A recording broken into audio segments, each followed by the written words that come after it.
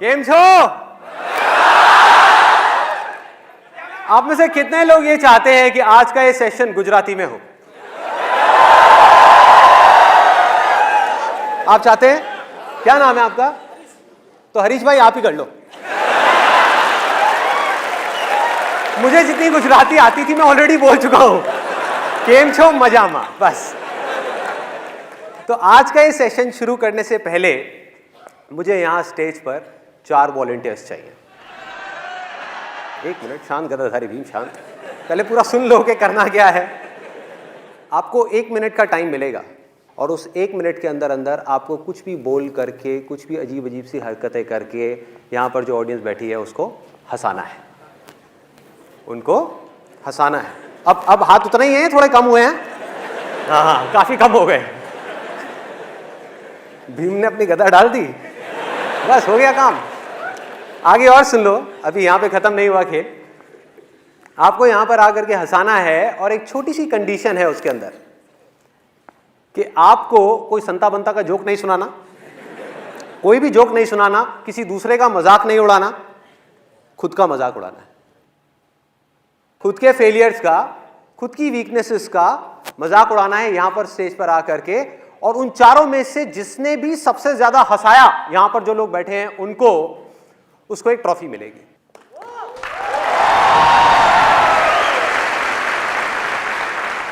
तो इस पे लिखा हुआ है दी अनस्टॉपेबल कॉमेडियन अवार्ड।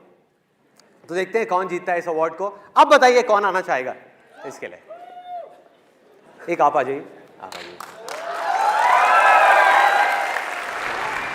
मैं गारंटी लेता हूं मैं ऐसा सकता हूं। आप गारंटी देते हो? आ जाओ, आ जाओ, आप आ जाइए।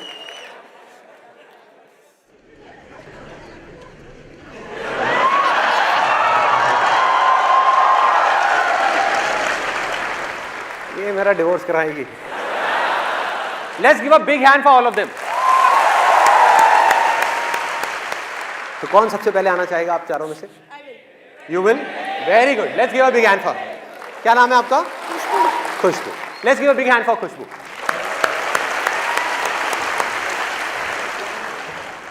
खुशबू क्या करते हैं आप? I am housewife for now. Okay. My husband is तो आपकी हाउस से शादी हुई है? आपके हस्बैंड बैठे हैं यहाँ पर, कहाँ पर है? Actually he also wanted to come. तो आप तो खुश हो रहे होंगे आज फॉर अ चेंज आपका मजाक नहीं उड़ने वाला, इन्होंने अपना मजाक उड़ाना। रोज घर में आपका ही मजाक उड़ता होगा। जैसे मेरी वाइफ मेरा बड़ा मजाक उड़ाती है, कहती है ये आसान है, आसान है तो ठीक है, ये क्या होता है? कहती है ये क्या है? शाहरुख खान हो? कौन हो भाई? तो आज आपको इनका नहीं अपना मजाक उड़ाना है, ठीक है? कुछ भी, अपनी कैसी भी वीकनेसेस का, अपनी बेवकूफ़ियों का। हर एक इंसान में स्ट्रेंथ्स भी होती हैं और वीकनेसेस होती हैं। और ये सब क्यों हो रहा है, इसके पीछे क्या लॉजिक है, क्या मोटिव है मेरा, ये होने के बाद में आप लोगों को बताऊंगा कि इसके पीछे इसका आज के सेशन से क्या कनेक्शन है। Let's give a big hand for Khushboo. आज मैं सबसे पहले इधर इसलिए आई कि मेरा फर्स्ट नंबर हो, क्योंकि मैं इतनी नर्वस थी कि किसी ने मेरे से ज़्यादा अच्छा कर लिया, उसके बाद तो मैं कुछ भी नहीं बोल पाऊंगी। अच्छा, आज हम यहाँ पे आने वाले थे। मेरे हस्बैंड एक्चुअली थोड़ा संदीप जी के अगेंस्ट है, इसीलिए मैं उनको इधर लेके आई हूँ। आज और अगेंस्ट हो जाएंगे, जो मैंने कहा है उसके बाद और against. Because I really love him and he is so against me. मैंने उनको सेशंस में उनके ज़बरदस्ती दिखाती हूँ, उनको पता भी नहीं था कि मैंने उनका रजिस्ट्रेशन किया है। सुबह को उठाया, बस जल्दी से रेडी हो, संदीप महेश्वरी का सेशन के पास चल रहे हैं। Thank you so much. Let's give big hand for. अब कौन आना चाहेगा आप में से? आप लास्ट आना चाहोगे? Guarantee, guarantee. जी, मेरा नाम तेजस रानिंगा है, मैं गांधीधाम कच्छ से हूँ। एक बार मेरे दोस्त है आकाश, मैंने उससे बोला यार मैं एक्टिंग में हाथ आजमाना चाहता हूँ। मैं बोला क्या बोल रहा है, एक्टिंग करेगा तू? बोला हाँ मैं एक्टिंग करूँगा। मैंने बोला देख मैं तेरा अलग अलग एक्सप्रेशन करके दिखाता हूँ। बोला ठीक है। मैंने बोला तू एक्शन बोला। सर आप एक्शन बोलना, मैं एक्शन। ओके, ऐसे एक्शन। एक्शन। ये देख बाप बनने की खुशी।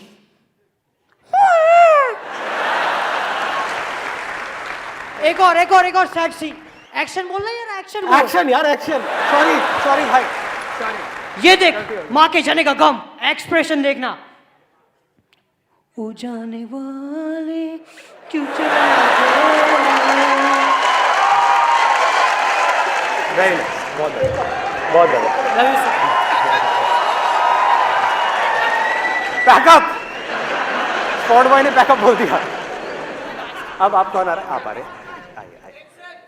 लाल बटाको, पीड़ू बटाको, शांति, एकदम सीरियस, काळू बटाको, काबरचित्रू बटाको, धोळू बटाको, हसता हसता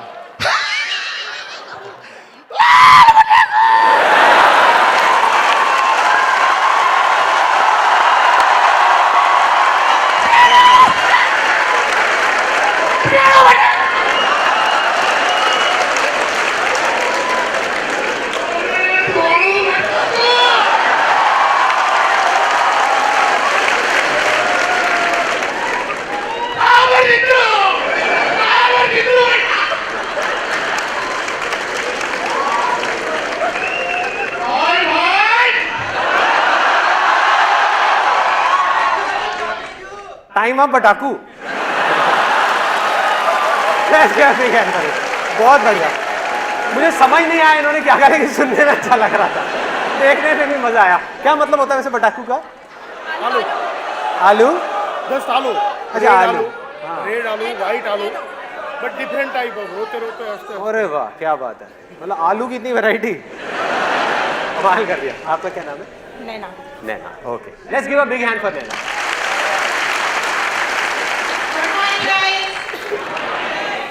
एक्चुअली मैं यहाँ पे आप लोगों को हंसाने के लिए स्टेज पे नहीं आई हूँ, मुझे कोई टॉफी नहीं चाहिए, मैं दूसरे पर्पस के हिसाब से स्टेज पे आई हूँ, so sorry for that, but मैं जो यहाँ पे करने आई हूँ, please help me. Thank you madam. चलो let's give a big hand for. इन्होंने आए यहाँ पे ट्राई किया। मेरा नहीं हुआ पूरा अभी तक, just wait। अच्छा है अभी? ओह ओके, पिक्चर अभी बाकी है दोस्त। Will you please marry me?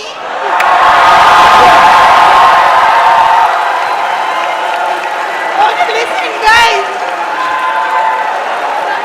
please।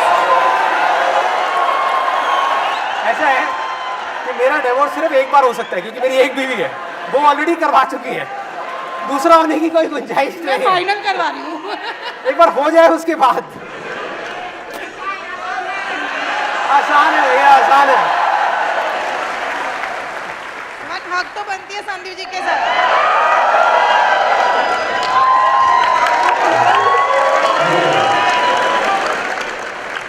चलिए let's give a big hand for all of them.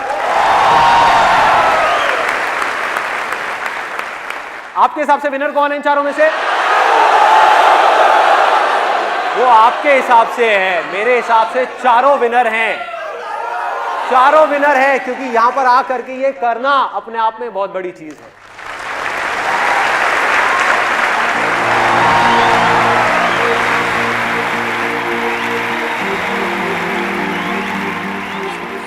आप डर क्यों रहे इतना?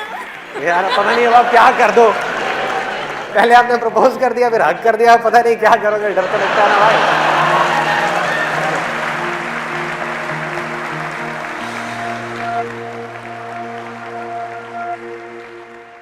अब मैं आपको बताता हूं कि ये जो अभी किया यहाँ पर स्टेज पर, मतलब इन लोगों ने आकर के अपना मजाक उड़ाया। वैसे इन्होंने अपना कम, मेरा ज़्यादा मजाक उड़ा दिया लेकिन ये जो किया उसका आज के इस सेशन से क्या कनेक्शन? आप में से कितने लोग हैं जो हमेशा हर हाल में, चाहे लाइफ में कुछ भी चल रहा हो, खुश रहना चाहते हैं, हंसते खेलते रहना चाहते हैं, मतलब बिल्कुल बच्चे के जैसे मस्त रहना चाहते हैं? सब चाहते हैं। इसका सबसे आसान रास्ता पता है क्या है? हमें खुद पर हंसना सीखना है। यही आज के सेशन का थीम है।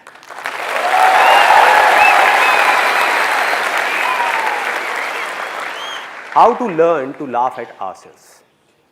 क्योंकि दूसरों की वीकनेसेस पर हंसना, दूसरों के फेलियर्स पे हंसना, ये तो पूरी दुनिया करती है। मजा तब है जब हम खुद की वीकनेसेस पर, खुद के फेलियर्स पर दिल खोल करके हंस सके, बिना किसी झिझक के, बिना किसी डर के।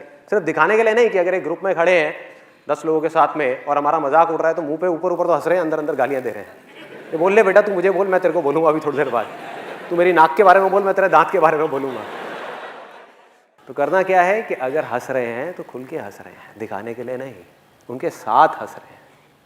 ऐसा नहीं कि जब उनका मजाक उड़ रहा है तो हम हंस रहे हैं और खुद का उड़ रहा है तो अंदर ही अंदर सीरियस हो रहे हैं। तो ये क्या है और इससे क्या होता है, मैं आपको कोई थियोरेटिकली नहीं बताऊंगा, अपना खुद का एक रियल लाइफ एग्जांपल दूंगा कि मैंने ये चीज़ कब और कैसे सीखी। जब मैं करीबन 8 या 9 साल का था तो स्कूल में अपने फ्रेंड्स के साथ में पकड़म पकड़ाई खेल रहा था।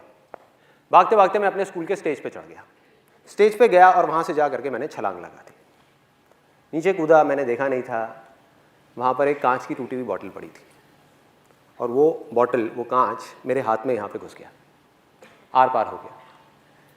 जिसके बाद से जो हुआ सो हुआ, लेकिन उसके बाद से मेरे यहाँ की एक नर्व पूरी तरह से डेड हो गई। और एक वो दिन है, एक आज का दिन है, मेरी ये जो उंगली है ये मूर्ति नहीं है। आप में से भी शायद कुछ लोगों ने इस चीज़ को नोट करा होगा कि जो लेफ्ट हैंड की मेरी ये फिंगर है ये मूर्ति नहीं है। जैसे ये वाली हैंड की जो फिंगर है इसको मैं ऐसे ऐसे मोड़ सकता हूँ, इसको मैं ऐसे तो कर सकता हूँ, ऐसे नहीं मोड़ सकता। पकड़ करके मोड़ सकता हूँ, अपने आप नहीं मोड़ सकता। तो हुआ क्या, जैसा कि स्कूल्स में होता है कि मेरा जो स्कूल का ग्रुप था, दोस्त थे, उनको तो कोई टॉपिक चाहिए होता है ना, कोई मुर्गा चाहिए होता है। स्कूल में यही होता है सबके साथ में, स्कूल कॉलेज में, कि ग्रुप बना हुआ है, एक को मुर्गा बना लिया और सब उसके पीछे पड़े हुए हैं। तो मेरे स्कूल का मुर्गा मैं था। मेरे स्कूल का जो ग्रुप था उसमें वो मुझे पकड़ते थे। मेरा नाम संदीप से बदल करके मेरे स्कूल में, और ये चीज़ करीबन 12th स्टैंडर्ड तक चली थी, संदीप से बदल करके मेरा नाम हो गया था उंगली। तो उंगली आ रहा है, उंगली आ रहा है, उंगली आ रहा है। कोई मुझे उंगली मार बोलता था, कहता यार तेरे से अच्छा तो उंगली मार डाकू था, उसने औरों की उंगलियों को मारा, तूने खुद की उंगली को मार दिया। तो ऐसी ऐसी तरह तरह की चीज़ें होती थी। एक आपने वो कहावत सुनी होगी कि जब घी सीधी उंगली से ना निकल रहा हो तो उंगली टेढ़ी करनी पड़ती है। तो ग्रुप में जब खड़े होते थे तो सब आपस में पूछते थे, कहते यार ये संदीप क्या करेगा, घी कैसे निकालेगा, वो तो बेचारा रूखी रोटी खाएगा। तो ऐसी ऐसी चीज़ें होती थी। और भी कोई भी टॉपिक चल रहा होता था, कोई भी, मतलब किसी और टॉपिक के बारे में बात हो रही है और सबका हंसने का मन कर रहा है, तो वो घूम फिर के फिर मेरी उंगली पे आ जाते थे। तो उस टाइम पे क्या होता था, 12th स्टैंडर्ड तक मुझे बहुत गुस्सा आता था जब भी कोई मेरा इस तरीके से मजाक उड़ाता था। बाहर बाहर से मैं दिखाने के लिए कई बार हंसता था, लेकिन अंदर ही अंदर मेरी फ्रस्ट्रेशन बढ़ती चली जा रही थी। कई कई बार मेरी लड़ाई हो जाती थी उन लोगों से। वो मुझे एक बोलते थे, मैं उनको 4 बोलता था, और बातों बातों में बहस हो गई, कई कई बार हाथापाई भी हो गई, लड़ाई हो गई, गुस्सा बढ़ता जा रहा है। 12th स्टैंडर्ड पहुँचते पहुँचते मेरी जो फ्रस्ट्रेशन है वो 2 चीज़ों को लेकर के बढ़ गई। एक, ये जो लोग मेरा मजाक उड़ा रहे थे उनसे रिलेटेड, जो भी मेरे दोस्त थे, सो कॉल्ड दोस्त। दूसरी मेरी फ्रस्ट्रेशन बढ़ गई भगवान से, कि आपने मेरे साथ में ऐसा क्यों किया, कि अगर उस दिन वो बॉटल वहाँ नहीं होती और मेरी उंगली यहाँ पे इस तरीके से नहीं हुई होती, क्योंकि बच्चे का दिमाग ऐसे ही होता है, तो मेरे को अंदर ही अंदर फ्रस्ट्रेशन हो गई कि यार काश मेरे साथ में ये नहीं हुआ होता, मेरी उंगली ठीक होती तो मेरा इतना मजाक नहीं उड़ता जितना अभी उड़ रहा है, मतलब हर बात पे मजाक। तो ये थी मेरी 12th स्टैंडर्ड तक की लाइफ। उसके बाद में मैं कॉलेज में गया और वहाँ पर मेरा एक दोस्त बना, उसको पोलियो था और वो सीधे तरीके से चल नहीं सकता था, तो उसके पास में हमेशा बैसाखियाँ होती थी जिसके सहारे से वो चलता था। उस बंदे की एक खास बात थी कि उसको कभी भी, मतलब मैं कॉलेज में 2 साल रहा हूँगा और मैंने कभी भी उस बंदे को इतना सा भी परेशान नहीं देखा, किसी ने नहीं देखा, मतलब उसके चेहरे पे शिकन तक नहीं, यहाँ पर सलवटे तक नहीं, हमेशा हंसता खेलता रहता मज़े में। और उसकी क्वालिटी क्या थी, जो मैंने लाइफ में पहली बार ऐसा एक बंदा देखा था, पहली बार, कि वो खुद की वीकनेसेस का, खुद की कमियों का खुल करके मजाक उड़ाता था। और लोगों को जहां पर उसके ऊपर तरस आता था, उसको नहीं आता था अपने ऊपर तरस, वो अपना मजाक उड़ाता और सब हंसते और सब उसको प्यार करते। मतलब खुद तो अपना मजाक उड़ाता था और हंसता था और सब साथ में हंसते थे, लेकिन उसका मजाक कोई नहीं उड़ाता था। तो ये चीज़ मेरे लिए नई थी और मैंने उसको ऑब्जर्व करना शुरू किया, उसके साथ में रहा, उससे इस चीज़ को मैंने सीख लिया। इस क्वालिटी को जो उस बंदे के अंदर थी, मैंने कहा कि नहीं, मुझे भी ऐसा ही बनना है, मुझे इस चीज़ को सीखना है कि खुद पर कैसे हंसा जाता है। और इसको मैंने प्रैक्टिस करना शुरू किया। पहले अपना थोड़ा थोड़ा सा मजाक उड़ाया, ये किया वो किया, अपनी वीकनेसेस का, अपनी उंगली का ही मैंने थोड़ा थोड़ा मजाक उड़ाना शुरू कर दिया, थोड़ा थोड़ा। तो मैं बाहर से कोशिश तो कर रहा था मजाक उड़ाने की, लेकिन अंदर ही अंदर उड़ा नहीं पा रहा था। लेकिन इस चीज़ को प्रैक्टिस करते करते कुछ महीने बाद मैं इस चीज़ में परफेक्ट हो गया। मतलब फिर मुझे बिल्कुल भी झिझक नहीं होती थी। और मैं आपको एक अपना एक बहुत ही एम्बैरेसिंग एक्सपीरियंस बताता हूँ लाइफ का, जो अगर पहले वाला संदीप होता, मतलब कि वो स्कूल वाला संदीप, तो वो बैठ करके रोता, चीखता चिल्लाता। लेकिन ये जो कॉलेज वाला संदीप था, जो सीख गया था अपने ऊपर हंसना, उसने बड़ा एंजॉय किया, उसके लिए वो मज़ा था, मस्ती थी। आप में से कितने लोग बस में ट्रैवल करते हैं, भरी हुई बस में, जिन्होंने अच्छे से ट्रैवल किया है या पहले कभी किया है? ऑलमोस्ट सब ने। तो आप लोग बड़े आराम से रिलेट कर पाएंगे कि मैं क्या बोलने वाला हूँ। मैं कॉलेज से अपने घर आ रहा था एक बस के अंदर, और वो बस पूरी खचाखच भरी हुई थी। और बस में ट्रैवल करने की मेरे को सबसे ख़राब चीज़ ये लगती है कि उसमें जब बस पूरी तरह से भरी होती है तो सबके हाथ ऐसे होते हैं, और ज़्यादातर लोगों ने डिओड्रेंट नहीं लगाया होता। आप लोगों ने शायद ये प्रॉब्लम फेस करी होगी। तो हुआ क्या कि मैं ऐसी बस में ट्रैवल कर रहा, बस पूरी भरी हुई, और मुझे एक बड़ी अच्छी खुशबू आई, मतलब कमाल के एक परफ्यूम की खुशबू। और मैंने कहा यार ये क्या है, जहन्नुम में जन्नत दिख रही है, ये क्या है ये? मैं मतलब उसमें खो गया, उस खुशबू में। और मैंने अपने दोनों तरफ देखा, मैंने कहा ये कहाँ से आ रही है? तो मैंने पहले इधर देखा, इधर से नहीं थी। उधर देखा तो मेरे पीछे लेफ्ट साइड में एक लड़की खड़ी हुई थी, और उसने परफ्यूम लगाया। ये लड़की के नाम पे वो करने वाली बात। और जैसे मेरी नज़र पड़ी कि ये इस लड़की में से ये परफ्यूम की खुशबू आ रही है, तो मेरे फेस पे हल्की सी स्माइल आ गई। और ये स्माइल उस लड़की को देख करके नहीं आई थी, क्योंकि आप लोगों को बैकग्राउंड पता है, उसको नहीं पता था। ये स्माइल आई थी उसके परफ्यूम की वजह से, कि मैंने देखा और मैंने कहा कितना अच्छा परफ्यूम है। तो हल्की सी स्माइल आई, लेकिन उस लड़की को ये डाउट हो गया कि मैं उसको छेड़ रहा हूँ, मैं उसमें लाइन मार रहा हूँ। और वो बिल्कुल गुस्से से मेरे को घूरने लग गई, मतलब उसने गुस्से वाली मेरे को लुक दी, और मैंने फटाफट से अपना मुंह नीचे कर लिया। मैंने कहा भाई पिटना नहीं है तो मुंह नीचे कर लो, भीड़ यहाँ पे बहुत है, बहुत मारेंगे सब मिल करके। तो मैं अपना आराम से ऐसे ही खड़ा हुआ। उसके 10-15 मिनट बाद में, गर्मी बहुत ज़्यादा थी, गर्मियों का टाइम था, और मेरे फेस पे पसीना आया। तो मैंने क्या किया, अपनी जेब में हाथ डाला रुमाल निकालने के लिए। अब ध्यान से देखो मेरा हाथ कैसा है, क्योंकि मैं आपको बता चुका हूँ कि मेरी उंगली मुड़ती नहीं है। तो मैं गया, मैंने जा करके अपनी जेब में हाथ डाला, रुमाल निकाला, और जब रुमाल निकाल रहा था तो वो उंगली जा करके उस लड़की के पैर पे टच हो गई। उसके पैर पे टच हो गई। आपने वो कहावत सुनी होगी, कंगाली में आटा गीला। बिल्कुल ऐसे ही कुछ मेरे साथ में हुआ कि पहले ही मेरी पिटने वाली हालत थी, और ऊपर से वो उंगली जा करके उसके पैर पे टच हो गई। मैं रुमाल लेकर के चुपचाप अपने फेस पे आया, और मेरी हालत ख़राब। मैं मन ही मन सोच रहा, मैंने कहा भाई अब क्या करूँ? 2 ऑप्शन है मेरे पास में। एक तो ये है कि पलट करके इसको फटाफट से सॉरी बोल दूँ, लेकिन उसमें एक रिस्क है कि क्या हो अगर उसको पता ही नहीं है कि उंगली मेरी थी इतनी भीड़ में।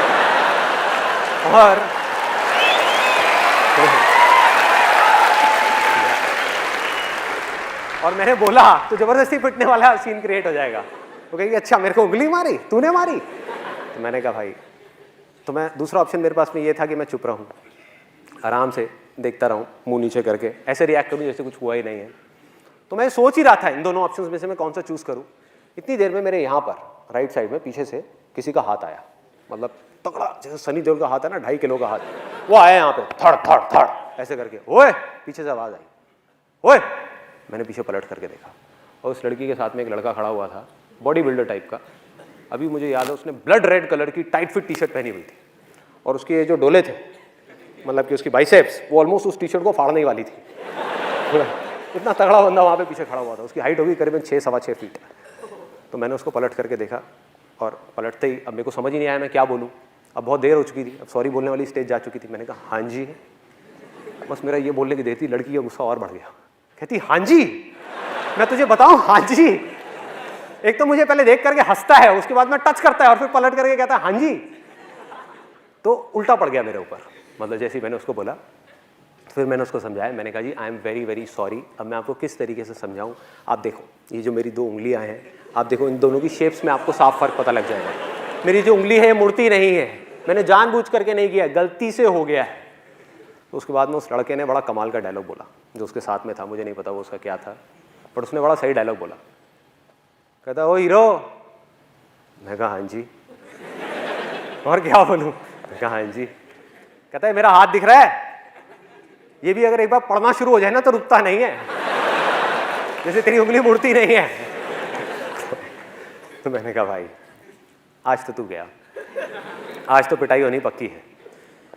फिर उसके बाद में मैंने जितनी मैं कोशिश करता चला जा रहा था उतनी ही गड़बड़ होती चली आ रही थी। और ऐसे में गड़बड़ क्या होती है कि यहाँ तक तो ठीक था, मतलब ये जो लड़का था और ये लड़की थी, इसको तो मैं फिर भी किसी तरह से हैंडल कर लेता। लेकिन ऐसे में क्या होता है, जितनी भी भीड़ होती है वो सब लड़की की तरफ हो जाती है। उनको ये लगता है कि सारे लड़के ही बुरे हैं, और कोई समझने को तैयार नहीं, मतलब किसी को पता ही नहीं कि हुआ क्या है। और वहां पर पीछे एक मूंछों वाले अंकल खड़े थे, वो बोलते कहते ओए शर्म नहीं आती तेरे को, तू लड़की को छेड़ता है, भरी बस में लड़की को छेड़ रहा है। मैं पलटा, मैंने उनके हाथ जोड़े, मैं कहा अंकल जी आज तक मैंने अपनी गर्लफ्रेंड को नहीं छेड़ा, मैं इनकी गर्लफ्रेंड को क्या छेड़ा। मतलब मैं समझाने की कोशिश कर रहा हूं, मैंने कहा एक बार देखो तो सही, देखो तो सही। कहते गंदे गंदे इशारे करता है, चल साइड हो चल। मतलब कोई भी अपनी वाइफ की फ्रस्ट्रेशन, अपनी जॉब की फ्रस्ट्रेशन आकर के मेरे पे निकाल रहे हैं, आकर के ले ले धक्के धक्के देते देते। तो कब मुझे धक्के पड़े और कब मैं बस के आगे तक पहुंचा, कब कंडक्टर ने बस रोकी और मैं बस से उतरा, मुझे पता ही नहीं लगा। सब कुछ अपने आप हो गया, धक्के खाते खाते खाते खाते बीच रास्ते में मुझे बस से निकाल दिया। इनफैक्ट मेरा जो कॉलेज का बैग था वो भी बस में रह गया। और मैं उतरा, और उतर करके अगर वो पहले वाला संदीप होता, वो स्कूल टाइम वाला, तो वो क्या करता, वो रोता, वो जा करके उस भगवान को बोलता, हे भगवान तूने मेरे साथ में क्या किया, मेरी तो कोई गलती भी नहीं थी, ऐसे पिट गया, ऐसे मेरे कपड़े फट गए, ऐसे ये सब हो गया, यही करता। और दूसरी चीज क्या करता, इस एक्सपीरियंस को, ये जो हुआ मेरे साथ में, इसको एक भयानक सपना समझ करके भूलने की कोशिश करता, ये भूल जाओ। और मजे की बात पता है क्या है, आप जितना भी किसी चीज को भूलने की कोशिश करते हो वो चीज उतनी ही याद आती है। हुआ आप लोगों के साथ ऐसा? जितनी कोशिश करता वो अंदर ही अंदर मेरे रह जाता, मतलब बाहर नहीं आ पाता कभी भी। लेकिन ये था पहले वाला संदीप, मतलब कि वो स्कूल वाला संदीप जो अपने कॉलेज के फ्रेंड से नहीं मिला था, लेकिन वो मर चुका था। अब था ये कॉलेज वाला संदीप। मैंने क्या किया, वहाँ से उतरा, मैंने कहा यार बैग तो अंदर रह गया है, लेकिन दोबारा पिटने की मेरी हिम्मत नहीं थी। तो मैंने कहा दोबारा जाना तो बस के अंदर ठीक नहीं है। तो साइड में आया, वहाँ पर आ करके एक पानी की रेडी वाला खड़ा हुआ था, गर्मियों के अंदर वहाँ पे पानी की रेडी वाले खड़े होते हैं, उससे बढ़िया सा नींबू पानी बनवाया, नींबू पानी बनवा करके रोड के साइड में बैठा और हंसने लगा, अपने ऊपर ही हंसने लगा। मतलब अकेले में खुद का मजाक उड़ा रहा था और बार बार सोच रहा, मैंने कहा यार मैंने सॉरी क्यों नहीं बोला। और अपने घर गया, वहाँ जा करके अपनी सिस्टर को एक किस्सा सुनाया। मैं कहा देख भाई मेरे साथ में ऐसी ऐसी चीज़ें हुई हैं। सिस्टर भी बहुत हंसी, कहती भैया तू तो बिल्कुल ही बेवकूफ़ है, बिल्कुल ही पागल है, ये क्या ज़रूरत थी ये सब करने की। मैंने कहा मैंने किया थोड़े, वैसे ही हो गया, मैं क्या करूँ। उसके बाद मैं अपने उन स्कूल फ्रेंड्स के पास में गया, वही जो मेरा बहुत मजाक उड़ाते थे, उनके पास में गया, उनको भी जा करके अपने पूरा किस्सा सुना दिया। और वो भी बहुत हंसे, कहते हमने सही नाम रखा था तेरा, उंगली देख उंगली करी दी ना तूने। कहते तू बाज नहीं आया, पंगे ले ही लिए ना। मैंने कहा हाँ यार क्या करूँ, मैं ऐसा ही हूँ। तो अब फर्क क्या था, क्योंकि मैं खुद पे हंसना सीख चुका था, उस समय नहीं आता था। तो अब वो लोग जैसे ही मेरा मजाक उड़ाते, पहले वो मुझे एक बोलते मैं उनको दो बोलता, अब वो मुझे एक बोलते मैं खुद के बारे में एक चीज और ऐड कर देता। वो कहते हैं हाँ भाई उंगली, मैंने कहा हाँ यार तुम सही कह रहे हो, सही नाम रखा है तुमने मेरा, मैं हूं ही बेवकूफ, मैं हूं ही पागल। तो ये करते करते हुआ क्या, मजे की बात मेरे को अभी भी याद है, उनमें से एक लड़का जो मेरा सबसे ज्यादा मजाक उड़ाता था स्कूल टाइम में, उसने बोला, जब ऐसे ही कुछ देर तक ये चलता रहा, तो उसने बोला, कहता भाई संदीप तू बिल्कुल बदल गया है, तू तो बिल्कुल ही बदल गया है। और उसकी जो टोन थी ना बोलने की, वो खुशी वाली टोन नहीं थी। He was in a state of shock। वो सदमे में था कि भाई ये हुआ क्या इस लड़के को, वो सदमे में था। क्यों? क्योंकि उसकी पावर उसके हाथ से चली गई थी। सोचो किसी के हाथ में बहुत ज्यादा पावर हो और वो एकदम से चली जाए रातों रात, तो क्या होगा, वो कैसे रिएक्ट करेगा, वो शॉक में आ जाएगा ना, कहेगा भाई ये क्या हुआ है, ये हो क्या रहा है। क्योंकि उसकी पावर थी क्या, उसकी पावर थी मेरा गुस्सा। मुझे गुस्सा आता था और वो मुझे गुस्सा दिलाता था। मैं चिढ़ता था, वो मुझे चिढ़ाता था। मैंने चिढ़ना बंद कर दिया, अब वो किसको चिढ़ाएगा। सोचो, उसकी पावर गायब, उसके जोक्स फेल, पूरी तरह से फेल।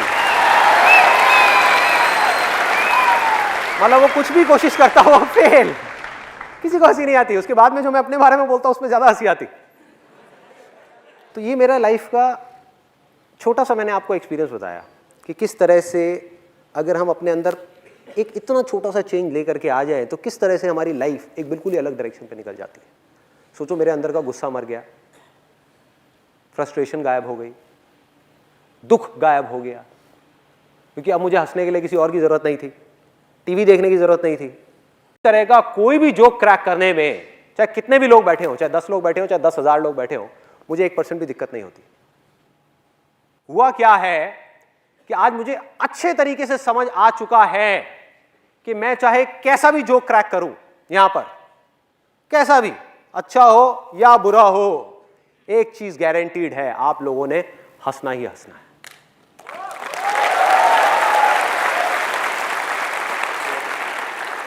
हंसना ही हंसना है, गारंटीड हंसना है। और ये मेरा कोई ओवर कॉन्फिडेंस नहीं है जो किसी इमेजिनेशन के ऊपर बेस्ड है, ये मेरा कॉन्फिडेंस है जो रियलिटी के ऊपर बेस्ड है। और मैं बताता हूं कैसे मैं ये बात बोल रहा हूं। मैंने कोई जोक क्रैक किया या कुछ बोला यहां पर आकर के, अगर आपको जोक समझ आ गया तो आप क्या करोगे? हंसोगे, उस जोक के ऊपर ठहाके मार मार के हंसोगे, खुल के हंसोगे। और अगर वो जोक समझ नहीं आया तो क्या होगा? तब भी आप हंसोगे। फर्क ये है कि आप मन ही मन मेरे जोक के ऊपर नहीं, मुझ पर हंसोगे कि कितना बेवकूफ आदमी है, ये तो पागल है बिल्कुल ही। मन ही मन आप हंसे ना, तो हुआ वो जो मैं चाहता था। मेरा मकसद क्या था? मेरा मकसद क्या था? ये नहीं था कि आप मेरे जोक के ऊपर हंसो, ये था कि आपकी जिंदगी में थोड़ी सी खुशी आ जाए, बस। अब इससे क्या फर्क पड़ता है कि आप मेरे जोक के ऊपर हंसो या मुझ पर हंसो? क्या फर्क पड़ता है? हाँ, या मेरी बेवकूफियों पे हंसो, या मेरे फेलियर्स पे हंसो, या मेरी वीकनेसेस पे हंसो। होता क्या है, जब हम धीरे धीरे इस रास्ते पे चलते हैं तो वो दिन दूर नहीं है जब सिर्फ हम अपनी छोटी छोटी वीकनेसेस का मजाक नहीं उड़ाते, बल्कि बड़े से बड़े फेलियर का भी मजाक उड़ा सकते हैं। बड़े से बड़े फेलियर का सोचो, ये क्या है? एक प्रॉब्लम है जिसके बारे में मैंने अपने लास्ट लाइफ चेंजिंग सेमिनार में बात करी थी। One of the biggest fears in the world, मतलब इस दुनिया में जितने भी डर हैं आपकी लाइफ में, उनमें से सबसे बड़े डरों में से एक वो था, सबसे बड़ा रोग क्या है? आप में से इतने सारे लोग यहां पर बैठे हुए हैं और मैं गारंटी के साथ कह सकता हूं कि जो आप कर सकते हैं, मतलब कि जो आपका पोटेंशियल है, आपको पता है अंदर से कि मैं ये कर सकता हूं, आप करना चाहते हैं फिर भी नहीं कर रहे। क्यों? क्योंकि अंदर ही अंदर बहुत गहराई में एक्सक्यूजेस दे रहे हो कि मैं इस वजह से नहीं कर रहा, उस वजह से नहीं कर रहा। रीजन कुछ और है। रीजन क्या है कि अंदर ही अंदर कहीं ना कहीं एक डर बैठा हुआ है कि यार मैं सक्सेसफुल हो गया तो बढ़िया है, अगर फेल हो गया तो मेरा कितना मजाक उड़ेगा। ये आता है अंदर से, ये डर हमको आगे बढ़ने से रोकता है, सबको रोकता है। किसी के अंदर कम है, किसी के अंदर ज्यादा है, सबके अंदर होता है ये डर। तो धीरे धीरे अगर आपने इसको प्रैक्टिस करना शुरू किया, अपने ऊपर हंसना शुरू किया, तो वो दिन दूर नहीं है भैया जब ये डर पूरी तरह से आपके अंदर से निकल जाएगा। आपको रत्ती भर भी फर्क नहीं पड़ेगा कि वो लोग आपके बारे में क्या सोचते हैं, क्या बोलते हैं, क्या कहते हैं। जिसका जो काम है उसने वही करना है। आप कुछ अच्छे से अच्छा भी कर लो ना लाइफ में, आप जा करके हिमालय के ऊपर जा करके झंडे गाड़ दो माउंट एवरेस्ट के ऊपर, तब भी जिसने आपके ऊपर हंसना है वो हंसेगा, वो कहेगा देखो पागल है, कहां पहुंच गया। तो क्या जरूरत थी? तो कहेगा ये कोई काम है करने वाला? घर पे बैठो, टीवी देखो, खाओ पियो, मस्त रहो, क्या जरूरत है कुछ करने की? तो जिसने मजाक उड़ाना है, जिसका बेसिक नेचर है नेगेटिव चीजों को देखने का, वो नेगेटिव ही देखेगा भाई। तो फर्क क्या पड़ता है?